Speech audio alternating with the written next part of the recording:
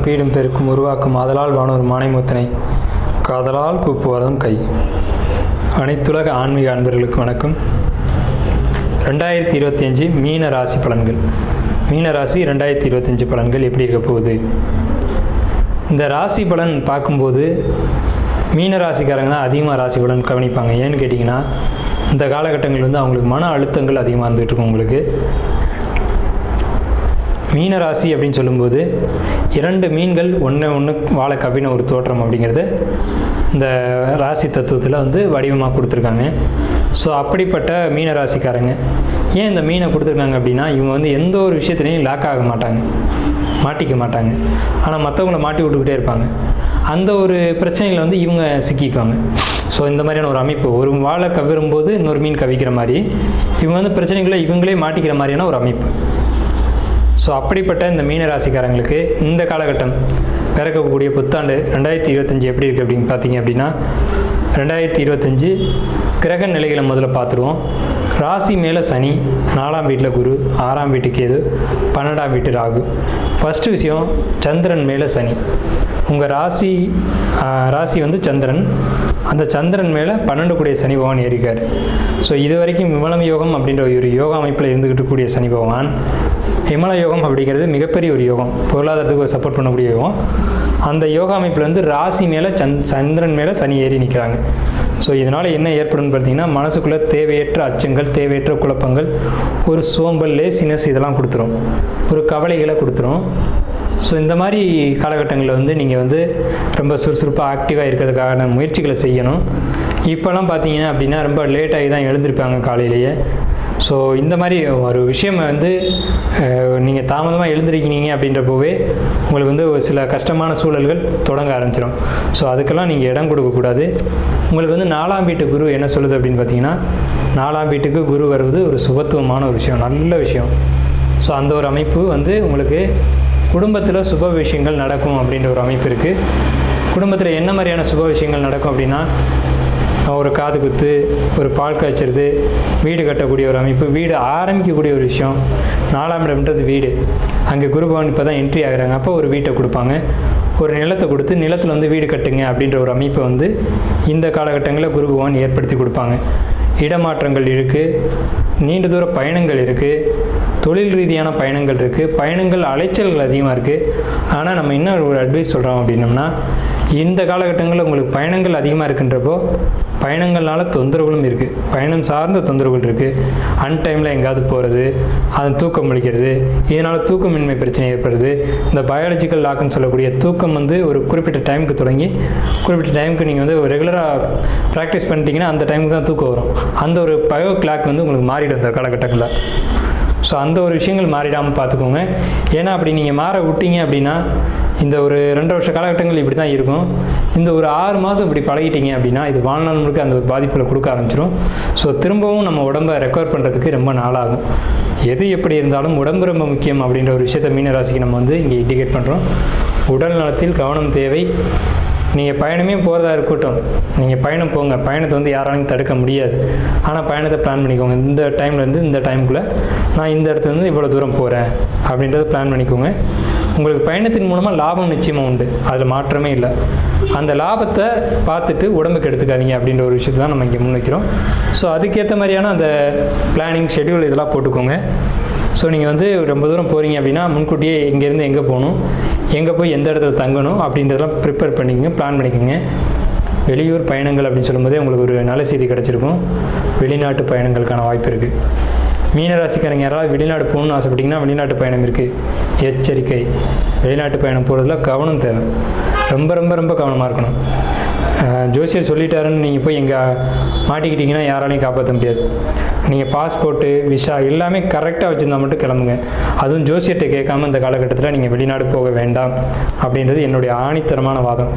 ஏன்னா இந்த மாதிரியான காலகட்டங்கள் வெளிநாடு போய் தான் நிறைய பேர் சிக்கிறாங்க. அங்கே போய் சம்பாதிக்க முடியாமல் ரிட்டர்ன் வருது, இந்த மாதிரியான பிரச்சனைகள்லாம் வரும். ஸோ உங்களுக்கு இந்த டைமில் நீங்கள் பாஸ்போர்ட் மூவ் பண்ணீங்கன்னா அப்படின்னாலுமே கூட உங்களுக்கு அது சரியான ஒரு அமைப்பு காட்டாது.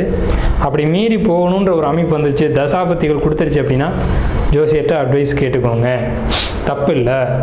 நீங்கள் கேட்டுட்டு போகிறதுனால எந்த தவறும் இல்லை. ஆனால் கவனமாக செய்யுங்க. வெளிநாட்டு பயணம் உறுதி, ஆனால் கவனமாக இருங்க அப்படின்ட்டு தான் நம்முடைய அறிவுரை. அதே மாதிரி சுப காரியங்களுக்கு இடம் இருக்குது, திருமணத்துக்கான வாய்ப்பு இருக்குது, குழந்தைக்கான வாய்ப்பு இருக்குது. மீனராசிக்கார பெண்கள் கருத்தரிக்கிறதா இருந்தால் ரொம்ப ட்ரீட்மெண்ட்லாம் ரொம்ப பக்குவமாக கவனமாக பார்த்துக்கணும். ஏன்னா இந்த காலகட்டங்களில் உங்களுக்கு வயிறு சம்மந்தப்பட்ட பிரச்சனைகள் மீனராசிக்கு ஆண்களுக்கும் உண்டு, பெண்களுக்கும் உண்டு. வெளியிடங்களில் போகும்போது உணவுகள் எடுத்துக்கும் போது ரொம்ப கவனமாக எடுத்துக்கணும். எங்கே சாப்பிட்றோம், எந்த இடத்துல சாப்பிட்றோன்றதை பார்த்து கவனமாக சாப்பிடணும். ஏன்னா வயிறு சம்மந்தப்பட்ட உபாதைகளுக்கு, தலை சம்மந்தப்பட்ட பிரச்சனைகளுக்கு இந்த மீனராசிக்கு 2025 இடம் உண்டு.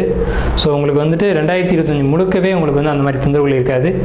ஒரு பர்டிகுலர் காலம் வந்து பீரியட் எடுத்துக்கோங்க. அதாவது வந்து மே மாதம், ஜூன் மாதம் வந்து கொஞ்சம் தொந்தரவாக இருக்கும்.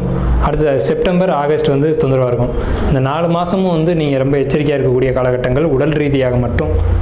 வேறு பணம் சார்ந்தப்பட்ட விஷயங்களை பொறுத்த வரைக்கும் யாருக்கும் கொடுக்கவும் வேணாம், வாங்க வேண்டாம். கடன் வாங்குறதா இருந்தால் கரெக்டான இடத்துல வாங்குங்க. கரெக்டாக அந்த கொடுக்கல் வாங்கலாம் கரெக்டாக இருக்கணும். எந்த ஒரு காரணத்தை முன்னிட்டும் நீங்கள் யாருக்கும் ஜாமீன் கையெழுத்து போடக்கூடாது. உங்கள் வேலையை நீங்கள் பார்க்கணும். அதே மாதிரி மற்றவங்களை பற்றி கமெண்ட் அடிக்கக்கூடாது. அதே மாதிரி ஜாப்பை பொறுத்த வரைக்கும் மற்றவங்க வேலையில் நீங்கள் தலையிடக்கூடாது. உங்கள் ஜாப்பில் வேறு யாரும் தலையிடவும் ஒத்துக்கக்கூடாது. ஐடி ஃபீல்டில் இருக்கக்கூடியவங்களுக்கு ரொம்ப எச்சரிக்கையாக இருக்கணும். உங்களுக்கு வந்து வேலைகளில் தொந்தரவுகள் வரும், வேலை இழக்க வேண்டிய சூழல்கள் வரும். ஸோ இதை பார்த்துக்கோங்க. வேலையின்மை பிரச்சனை மீனராசிக்கு இந்த காலகட்டங்களில் உண்டு. அதே மாதிரி விவசாயம் பண்ணக்கூடியவங்க இருந்தீங்க அப்படின்னா விவசாயத்தில் உங்களுக்கு இந்த காலகட்டங்களில் பிரச்சனைகள், ப்ராப்ளங்கள் வரும். இப்போ வந்து மழை பெஞ்சிருக்கு, தண்ணி இருக்குது அப்படின்னு சொல்லிட்டு நீங்கள் ஒரு விஷயத்தில் இறங்குனீங்க அப்படின்னா ரொம்ப கவனமாக பார்த்துட்டு இறங்குங்க. ஏன்னா இந்த காலகட்டங்கள் உங்களுக்கு லாபத்தை காட்டிலும் நஷ்டத்துக்கு ஒரு வாய்ப்பு உண்டு. ஸோ யாராவது பசுமாடு வளர்க்குறவங்க இருந்தீங்க அப்படின்னா, மீனராசிக்காரங்க இருந்தீங்க அப்படின்னா நீங்கள் வளர்க்க வேண்டாம் இந்த காலகட்டங்களில். ஏன்னா பசுமாடு அப்படிங்கிறது மீனராசிக்கு 2025 தொந்தரவுகளை தான் கொடுக்கும். லவர்ஸ் பொறுத்த வரைக்கும், லவ் பண்ணிகிட்டு இருக்கவங்களை பொறுத்த வரைக்கும் காதலில் பிரச்சனை வர்றது உறுதி, மாற்றமே இல்லை. அது பிரேக்கப் ஆகிற அளவுக்கு போகலாம். ஆனால் நீங்கள் ஜோசிகளை அப்பப்போ அணுகி கேட்டுக்கோங்க. ஏன்னா அது வந்து பர்மனெண்ட்டான விஷயம் கிடையாது, அப்பப்போ மாறும். இப்போ மீனராசிக்காரங்களே நம்ம வந்து எந்த லாக்லையும் சிக்க மாட்டாங்க அப்படின்னு சொல்கிறோம். ஸோ அதுக்கேற்ற மாதிரி பக்குவமாக நீங்கள் போகணும். காதல் கைகூடுமா அப்படின்னு கேட்டால் அது உங்கள் சுய ஜாதகம், அதை பார்த்து தான் சொல்ல முடியும். உங்கள் சுய ஜாதகத்தை ஜோசியர்கிட்ட கொடுத்து ஒரு முறை பார்த்துக்கோங்க. ஏன்னா இந்த காலகட்டங்கள் கொஞ்சம் நெருக்கடியாக கோச்சார கிரக அமைப்புகள் இருக்குது. ராசி மேலே சந்திரன் மேலே சனி அப்படிங்கும்போது குழப்பமான காலகட்டம். நீங்களாக இந்த முடிவு எடுக்கக்கூடாது. மீன ராசியை பொறுத்த வரைக்கும் குருமார்களுடைய சப்போர்ட் எப்போவுமே வேணும். அது எந்த குருமாராக வேணாலும் இருக்கலாம். ஏன்னா அது குருவினுடைய வீடு, குருவினுடைய கடைசி வீடு, 12வது வீடுன்னு சொல்லக்கூடிய வீடு, மோட்சத்தை சுட்டி காட்டக்கூடிய வீடு. மோட்சத்தை யார் கொடுக்க முடியும்? குருமார்கள் தான் கொடுக்க முடியும். ஞானிகள் படிப்பதில்லைன்னு சொல்லியிருக்காங்க. அப்போ ஞானிகள் அப்படின்னா யாருங்க? ஆதிசங்கரர், ராகவேந்திரர், இந்த மாதிரி ஞானிகளுடைய தொடர்பு உங்களுக்கு எப்போவுமே இருந்துச்சு அப்படின்னு சொன்னால் உங்கள் வாழ்க்கையில் வர வேண்டிய கஷ்டங்கள்லாம் விலகி காணாமையே போயிடும். அது இப்படி ஒரு விஷயம் வர வேண்டிய விஷயமே. கர்மாவை யார் வந்து தடுக்க முடியும்னு கேட்டால் ஒரே ஒரு ஆள் தாங்க, குருமார்கள் மட்டும்தான் தடுக்க முடியும். வேறு யாருனாலையும் தடுக்க முடியாது. மீனராசிக்கு நம்ம சொல்லக்கூடிய பரிகாரமே அதுதான். குருமார்களுடைய தொடர்புகள் இருந்துச்சுன்னா துண்டிச்சிடாதீங்க, தொடர்ந்து பயணிங்க. ஆனால் ஒரு குருவை வந்து தொடர்ந்து பயணிக்கிறது அப்படின்றது சாதாரண விஷயமே இல்லை. அதுதான் உண்மை. எப்போவுமே குருமார்களுடைய வழிபாடு அப்படிங்கிறது உங்களுடைய வலது தோளிலிருந்து பேசக்கூடிய ஒரு அமைப்பு. ஸோ ஒரு குருவை எடுத்துக்கிட்டு அவங்க வந்து உங்கள் குடும்பத்துக்குன்னு ஒரு குருமார் இருப்பாங்க. அதே மாதிரி ஒரு மதத்துக்குன்னு ஒரு குருமார் இருப்பாங்க. இவங்களுடைய ஃபாலோஅப் இந்த மீனராசிக்கு இந்த காலகட்டங்களில் 2025ஆம் ஆண்டு அதிகமாக தேவை. இந்த சப்போர்ட் வந்து ரொம்ப அதிகமாக தேவை. ஸோ நானாக எடுத்தேன் கவுத்தேன் எந்த ஒரு காரியத்தையும் செய்யாமல் அவங்களுடைய தொடர்புகளோடு நீங்கள் பயணிச்சிங்க அப்படின்னா உங்களுக்கு ரொம்ப நல்லாயிருக்கும் அப்படின்ற ஒரு அமைப்பு வந்து மீனராசிக்கு உண்டு. மீனராசிக்கு பெரிய பாதிப்புகள் எதுவும் இல்லை. எச்சரிக்கையாக இருக்க வேண்டிய விஷயங்கள் மட்டும் தான் நம்ம சொல்லியிருக்கோம். ஜாமீன் கையெழுத்து, கடன் கொடுக்கறது, வாங்குறது. அதே மாதிரி ஒரு ப்ராப்பர்ட்டி வாங்கும்போது கவனமாக வாங்கணும். ஒரு புதிய தொழில்கள் தொடங்கக்கூடாது. தொழில்கள் தொடங்கியிருந்தீங்கன்னா டல்லாக இருக்கும், அதை அப்படியே மூவ் பண்ணணும். உடனே வந்து டல்லாக இருக்குன்னு சொல்லிட்டு கடன் வாங்கிடக்கூடாது. கடன் வாங்கி உடனே பண்ணுறேன், ஏன்னா உங்கள் ஜாதகத்தில் அப்படி ஒரு தசாபத்தி போக மாட்டிருக்கும் தொழிலை விரிவுபடுத்துகிற மாதிரி. ஆனால் இங்கிட்ட கோச்சாரத்தையும் நம்ம பார்க்கணுமா இல்லையா?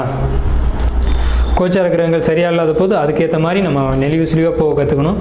அதுக்கு ஒரு ஜோசியருடைய சப்போர்ட் கண்டிப்பாக வேணும். அந்த குருமார்கள்னு சொன்ன இடத்துல ஜோசியர்களையும் வைக்கணும். அவங்களும் உங்களுக்கு வழிகாட்டுறாங்க, உங்கள் வாழ்க்கையை வளப்படுத்துகிறாங்க. அப்படின்றதுனால மீனம் ஜோதிடர்களுடைய சப்போர்ட் கண்டிப்பாக உங்களுக்கு வேணும். அவங்கள அணுகி ஒரு விஷயத்தை கேட்டுக்கிட்டு நீங்கள் சிறப்பாக வழி நடத்த என்னுடைய வாழ்த்துக்களும் நன்றிகளும். வாழ்க வளமுடன்.